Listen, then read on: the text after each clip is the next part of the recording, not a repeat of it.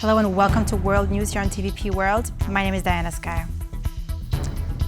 In a bid to tie American business to Ukraine and recoup losses for the war, the United States demands a deal for Ukraine's natural resources. Now, under the preliminary deal, Ukraine was supposed to contribute 50% of future proceeds from its mineral and natural resources to a reconstruction investment fund. Contributions to the fund would then be reinvested to strengthen Ukraine's economy, but the fund would also provide for, quote, future distributions, remaining vague on whether money from the proceeds would be paid out to the U.S. Now, here's more on that prospective deal that is still up in the air after President Zelenskyy was asked to leave the White House. He's all dressed up today. Under the preliminary deal, Ukraine was supposed to contribute 50% of future proceeds from its mineral resources, oil and gas, to the Reconstruction Investment Fund. Contributions to the fund would then be reinvested to strengthen Ukraine's economy, but the fund would also provide for, quote, future distributions, remaining vague on whether money from the fund would be paid out to the US. What is crucial is that this is a partnership. The fund is Ukrainian-American, not just American. This means that not only do we manage it together with our colleagues from the United States, but we are also co-owners. In Zelenskyy's view, this was meant to be primarily an economic agreement. While the Ukrainian president advocated for it to include concrete security guarantees, Trump wasn't on the same page. Well, I'm not going to make security guarantees beyond very much. We're going to have Europe do that. However, showing just how important the security perspective was to him, the Ukrainian president was pleased that the phrase security guarantees was, at the very least, included in the agreement, even if its value was largely symbolic. The government of the United States of America supports Ukraine's efforts to obtain security guarantees needed to establish lasting peace. The deal itself was deemed a form of security guarantee. The rationale behind it was that having more of American presence in business and economy in Ukraine's industry would definitely be indirect kind of guarantee that the foreign aggressors and Russia, namely, won't be attacking the country once again. Many, however, raised doubts about whether entering the deal would in fact keep Ukraine safe.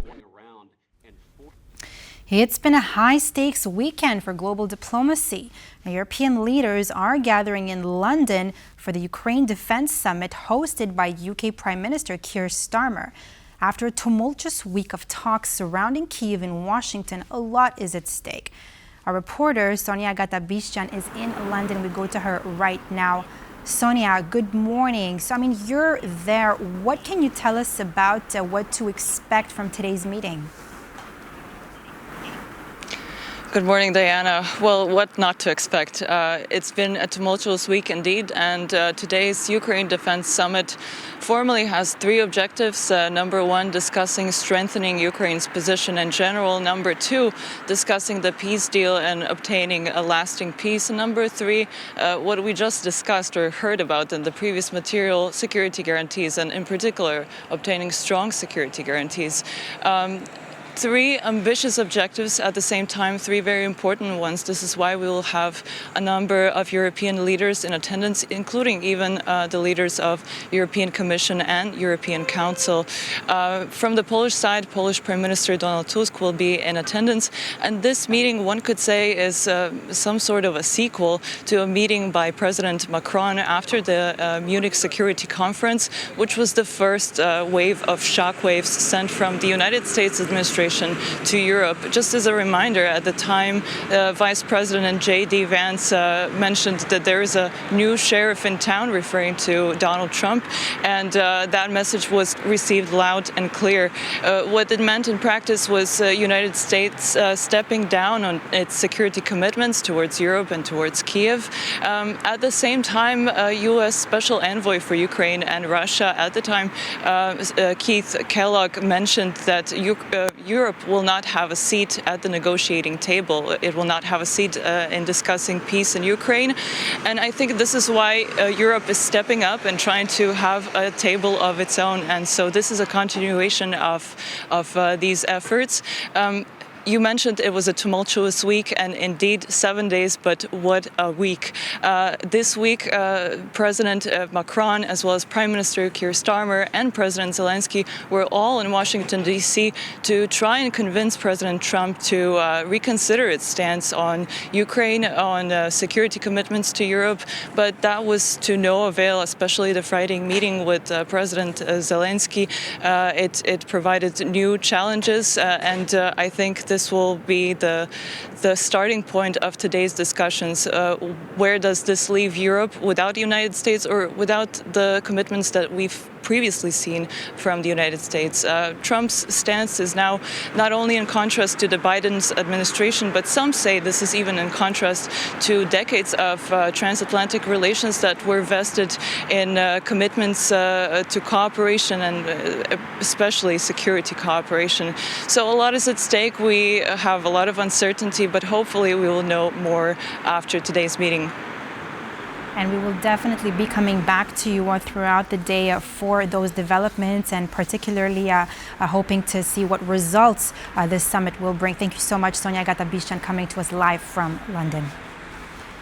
World leaders who expressed their support for Volodymyr Zelenskyy after his heated exchange with Donald Trump at the White House on Friday need to back their words up with actions. This is what Scott Lucas told TVP World. Now, Lucas believes that this Sunday's summit in London, hosted by the British Prime Minister, will be an opportunity to do just that. Let's listen in. It's not just enough to have nice words to support Zelenskyy in Ukraine. You have to have plans and commitments. And the reality is that with U.S. economic and military aid probably disappearing from April or May, Europe and other countries will have to try to fill some of that gap.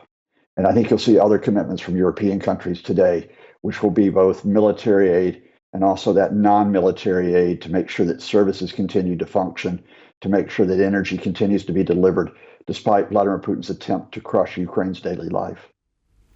NATO Secretary General Mark Rutte has advised the Ukrainian president to mend fences with his U.S. counterpart Donald Trump after their Friday clash at the White House. Now, Rutte believes that the U.S., Europe, and Ukraine must work together going forward. I thought it was extremely unfortunate. I also spoke to Zelenskyy a couple of times about it and said you really need to see how you can rebuild your relationship with the Americans and with the American president. Because we have to move forward together, don't we? Ukraine, the United States, Europe. Of course, this is very important. I had a long call with President Trump on Thursday, and I am in frequent contact with the US government about NATO. They show total commitment, total. Also on Article 5, the article that says an attack on one is an attack on all. But they also have expectations. And the expectation is, well, hey, you guys in Europe, you are behind in your payments. Please pay up, because there are great dangers ahead, and we also think it's fair for Europe to pay more than it does now. Emotions are still running high after Friday's heated exchange between Zelenskyy and Trump. Now, in response, residents of Kyiv have expressed their opinions and overall support for their leader. I think on a personal level, maybe the emotions have gotten a little out of hand. We've all felt it, we've all seen it, but politically, I don't think we're in a situation where we can speak openly and strongly about our weaknesses. We have to position ourselves as high as possible and as diplomatically as possible. That's what Europe wants too, and I think everyone understands that, because if we don't stand our ground in the near future, Europe will also face many threats. On the one hand, our president is a hero. On the other hand, you want peace. Well, I think it should have been handled more diplomatically. That's my opinion. You know, as they say, the city you sit in determines your point of view. Time will tell who was right. It's not a conflict, it's a misunderstanding by Trump about what's happening in the world. And Zelenskyy, we are with him. He is great. We have to defend Ukraine because who else?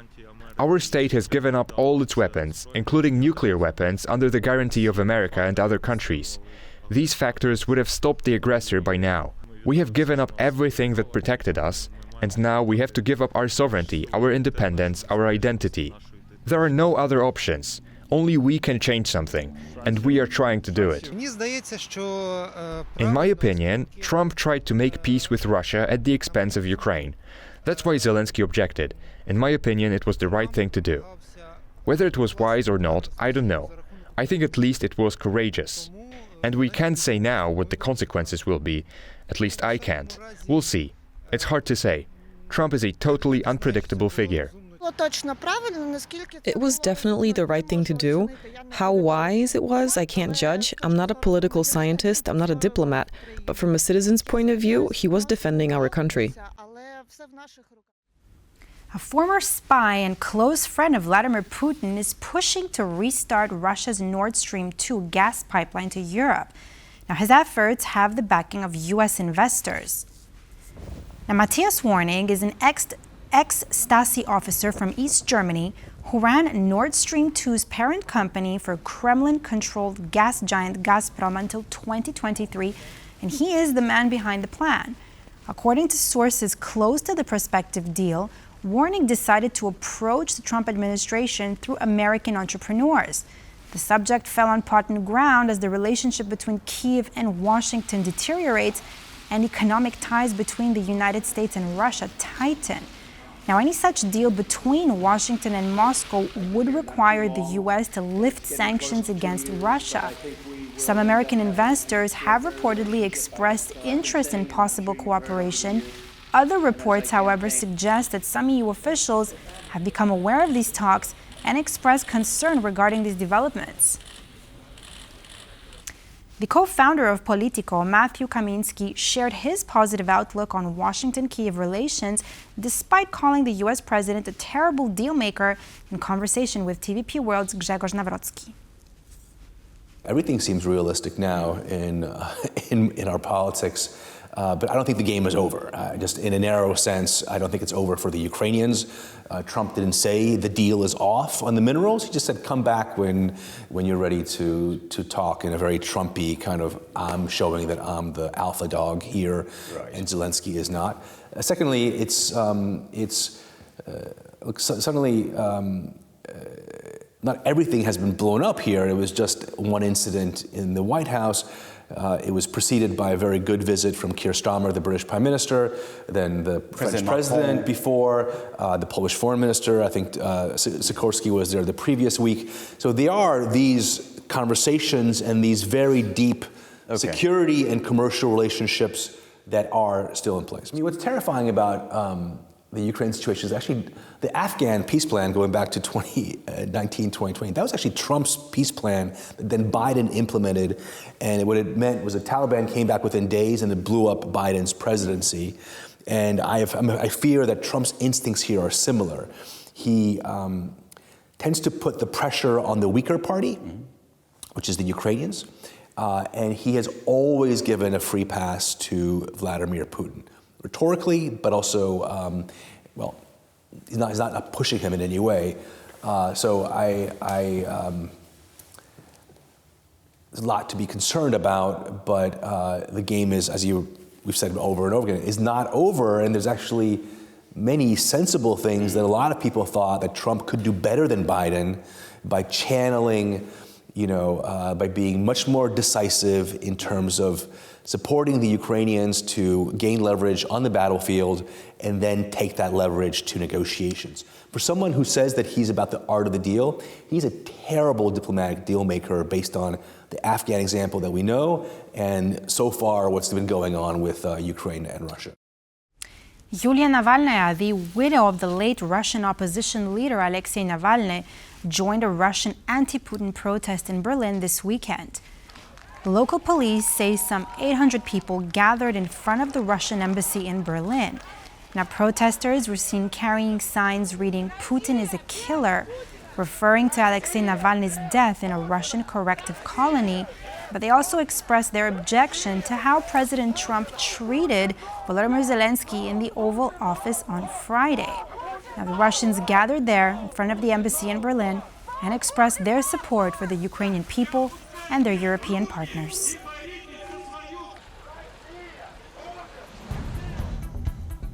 And with that, we end this edition of World News here on TVP World. I'm Diana Skaya. Thanks for watching and stay tuned for more news and features.